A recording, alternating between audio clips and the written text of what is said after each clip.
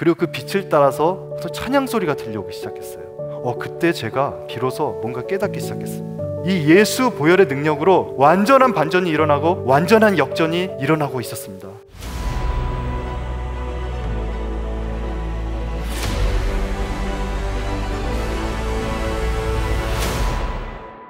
저는 어려서부터 꿈과 비전이 굉장히 크고 명확했던 사람입니다. 사업을 인생의 방향으로 잡고 돈을 많이 벌고 크게 성공하고 싶었습니다. 저의 그 성공의 정점에 다다랐을 때에 제가 크리스찬이라는 것을 드러내면 그것이 하나님께 큰 영광이 되고 가치 있는 인생을 살았다, 그 기쁨에 충만할 것만 같았습니다. 그것을 이루기 위해서 열정을 가지고 달렸고 어떤 희생과 어려움도 그 비전이라는 이름 앞에 모두 감당하면서 살아왔었습니다. 그러나 저의 이 사고를 통해서 제가 가진 이 꿈과 비전에 굉장히 중대한 오류가 있다는 것을 깨닫게 되었습니다. 우리는 각자 분야에서 원하는 목표를 달성하기 위해 많은 것들을 희생해가며 뛰고 있습니다. 그럼에도 그 목표를 달성했다라고 한들 우리의 이 짧은 인생에 과연 그것을 누릴 만한 충분한 시간이 있을까요? 그 죽음의 문턱까지 제가 다녀오고 나서야 깨닫게 되었습니다. 인생의 마지막 날을 그 누구도 알 수가 없다는 것입니다. 우리에게 내일은 보장된 날이 아닙니다. 하나님은 이르시되 어리석은 자여 오늘 밤에 내 영혼을 도로 찾으리니 그러면 내 준비한 것이 누구의 것이 되겠느냐 하셨으니 생명의 주인은 하나님이십니다. 우리에게 생명을 주신 분도 하나님이시고 거두어 가시는 분도 하나님이십니다. 그렇다면 진정 우리에게 중요한 것이 무엇일까요? 제가 운전하다가 정면 충돌 사고를 겪게 되었습니다. 저는 매우 위중한 상태로 의식이 없던 24일간의 영적인 세계에 대한 경험을 하게 되었습니다. 어떤 건물 안에 갇혀 있었어요. 그 안에는 사람들이 일을 하고 있었습니다. 그리고 이 사람들은 그 리더들에게 절대적으로 복종하는 그런 형태를 띠고 있었습니다. 마치 무언가의 노예가 된 것처럼 말이죠. 저는 정말 그 안에서도 성공적으로 돈을 많이 벌어댔습니다. 하지만 그 끝은 항상 목숨의 위협과 공포로 끝이 났었고 그때마다 그 처음에 그 건물로 다시 돌아와 갇혀있게 되었습니다. 그러던 중 어느 날이었습니다. 하늘에서 이렇게 한 줄기 빛 같은 것들이 들어왔어요. 그리고 그 빛을 따라서 어떤 찬양 소리가 들려오기 시작했어요.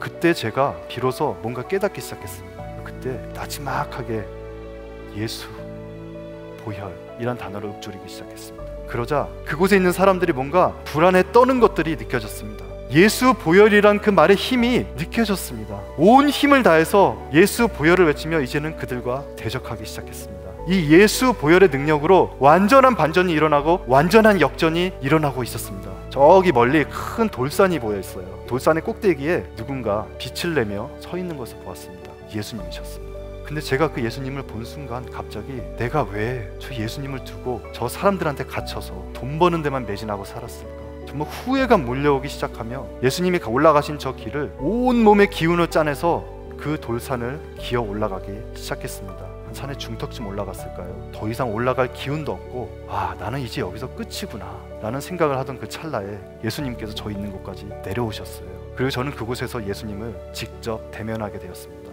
이곳이 곧 심판의 자리라는 것을 직감할 수 있었습니다. 사탄과 예수님 그 사이에 제가 누워있는 채로 저의 모든 삶이 필름처럼 빠른 속도로 쫙 펼쳐지기 시작했습니다. 사탄은 저의 삶에서 저를 데려가야만 하는 이유, 예수님 앞에 참소하기 시작했습니다. 예수님께서는 그 수많은 사단의 참소에도 불구하고 저를 결코 정죄하지 않으셨습니다. 그 이유는 그러므로 이제 그리스도 예수 안에 있는 자에게는 결코 정죄함이 없나니 바로 제가 예수 그리스도를 믿음으로 죄 사함을 받았기 때문에 그 죄에 대해서 정죄할 근거가 없었기 때문입니다. 대신 저의 인생에서 예수님께서 정말 기뻐하시고 정말 가치 있게 평가하시는 순간들을 뽑아내셨어요. 저는 독실한 믿음의 가정에서 태어나 어려서부터 주일학교에 다니고 제 인생의 많은 시간들을 실제로 교회 안에서 보냈습니다. 하지만 안타깝게도 제가 보낸 그 수많은 시간들이 예수님께 뽑히지를 않았어요. 그 모든 순간에 저조차도 의식하지 못하고 있던 저의 마음속의 동기들이 거기서 모두 드러났기 때문입니다. 사람에게 인정받기를 원했던 저의 신앙생활의 세월은 단 한순간도 저의 심판의 순간에 예수님께 인정받지 못했습니다.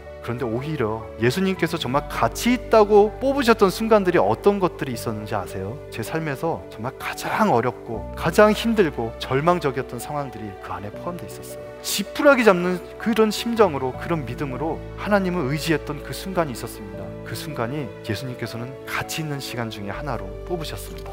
저의 삶의 목표는 바로 예수 그리스도와의 동행이 되었습니다. 그것만이 심판의 그 날에 예수님께서 인정해 주시는 인생의 진정한 가치가 있는 것이기 때문에 예수님은 하고 있는 일의 성공과 실패에는 그렇게 큰 관심이 있으신 것 같지는 않으세요. 오히려 예수님은 우리의 삶에서 함께 동행하기를 원하십니다. 제가 이 사건을 겪으며 하나 확실해진 것은 오늘이 내게 허락된 마지막 날이라고 한다면 유일하게 가치 있는 그것, 곧 예수 그리스도와의 동행을 선택하겠습니다. 우리의 삶을 그 예수 그리스도의 동행으로 가득 채울 때만이 우리가 그 예수님을 만난 심판대 앞에서 가치 있게 인정되어지는 그 시간이 됩니다. 그것이 짧은 시간일지어도 우리는 그 밀도가 높은 그런 인생을 살아갈 수가 있습니다.